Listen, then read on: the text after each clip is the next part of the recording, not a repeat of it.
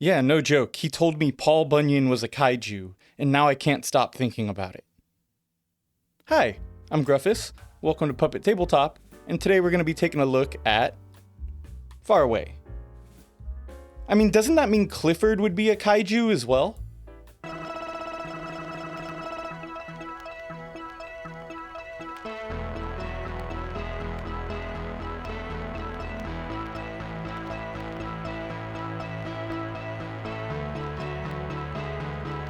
Can you imagine traveling somewhere without having done any significant research about the place, the people, or the language? I mean, I guess that's what cruises are for, but hey, I've never been on one, so who am I to judge? That's besides the point though. Cruises are not the topic of this week's video. We'll talk about cruises in a couple weeks. This week, we're talking about confidently traveling while blissfully ignorant. Something that you'll get to experience firsthand in Faraway. In Faraway, 2 to 6 players will each take on the role of a traveler, wandering across a unique and mysterious land with absolutely no knowledge of its locations or its people. You'll start by shuffling the 2 decks of cards in the game, the Region deck and the Sanctuary deck.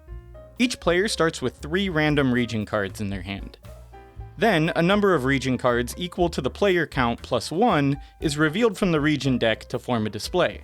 Everyone then simultaneously picks one of the region cards in their hand and places it face down in front of them. Then everybody reveals the first region that they chose to visit. These regions have a number of different things on them: an exploration duration, a time of day, either daytime or nighttime, resources, a color, and possibly even a denizen of the strange new land. So, what's the point of all of this? Well, those denizens ask for assistance during your travels. Every card you play with a denizen will have a potential scoring condition on the bottom. They usually need you to collect some resources, visit regions with a specific time of day, or visit regions of a certain color. Why do they need these things? I don't know. Why are they asking you? I don't know. But they're asking anyways. And if you're able to meet the conditions listed on their cards, you may have a chance of scoring it at the end of the game. Well, kind of. It just depends. I don't know. We'll get into that in a moment, how scoring works. But just know that denizens are what allow you to score in the game. Anyways, starting with the player with the lowest exploration duration on their card, each player picks one of the cards from the display in the center of the table. Once everybody has chosen and added a card to their hand, the one remaining card is discarded and the display is refilled. Everyone then simultaneously picks another region and places it face down to the right of the region that they played previously. Then everybody reveals their region just like in the first round. The only difference is that from the second round forward, if the card you reveal has a higher exploration duration than the previous card that you played, you get to draw a Sanctuary card. These cards can be played at the end of each round, and they can add permanent resources or even additional scoring conditions. Once everyone has played 8 region cards, you flip all of your region cards face down, and you begin your journey back home.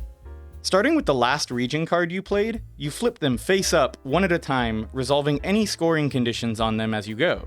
You heard me right. You reveal and score all of your cards in the reverse order that you played them. And when you reveal a scoring condition, you're only allowed to score it using resources and cards that are face up. So all of those cards that are still face down from the beginning of your journey won't count towards scoring that card. Fortunately though, any Sanctuary cards that you have will count towards scoring because they're always face up.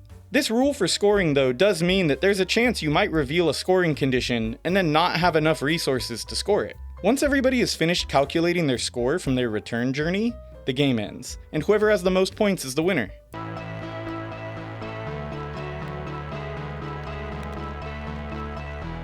So, what did I like about Faraway? Ooh, I'ma tell ya. Faraway takes what would be a very straightforward set collecting game and turns it on its head. You spend the whole game being forced to think in reverse, and you can legitimately feel your brain processing information in a way that it's probably never had to before. Throughout the game, when you're making decisions, you find yourself going, yeah, I'm pretty sure that'll work. And then final scoring comes and you watch your master plan play out not quite so well as you thought. You're left going, how did I not realize that? Am I dumb?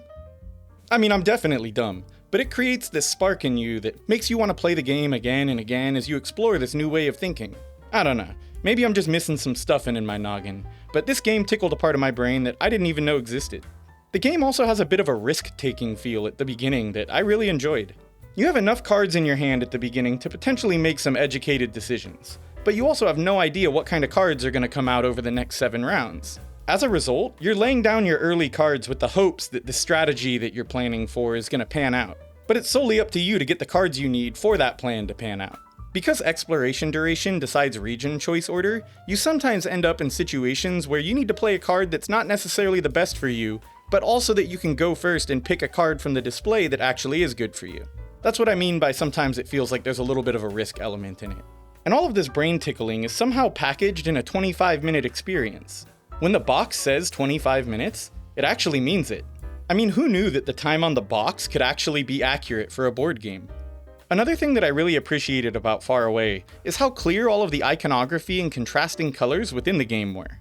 They did a really good job with the graphic design and the layout of the cards, in my opinion. Well done. And, finally, it's box time!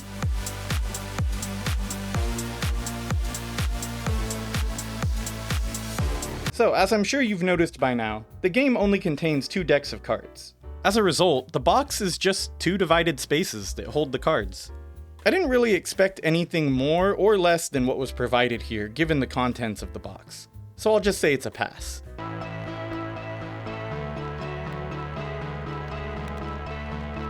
So, what did I not like?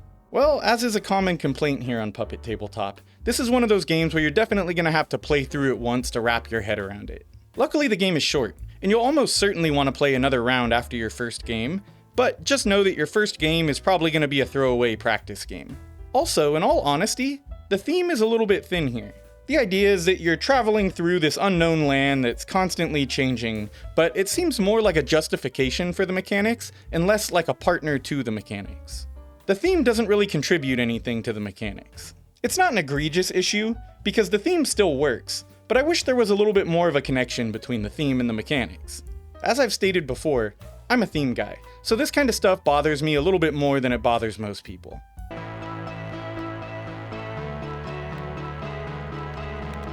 Now, for the solo mode review, please welcome our resident solo reviewer, Mortimer. Hey, Gruffus. How's the solo mode? Honestly, you ask me this every time, and it's starting to feel like That's not what I asked you. There's no solo mode. Thank you, Mortimer.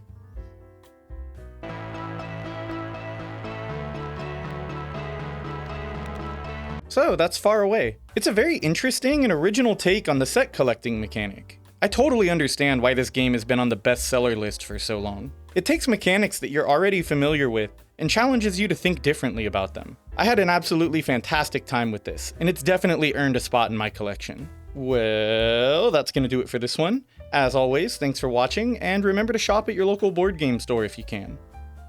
So does that mean that the giant from Jack and the Beanstalk is also a kaiju?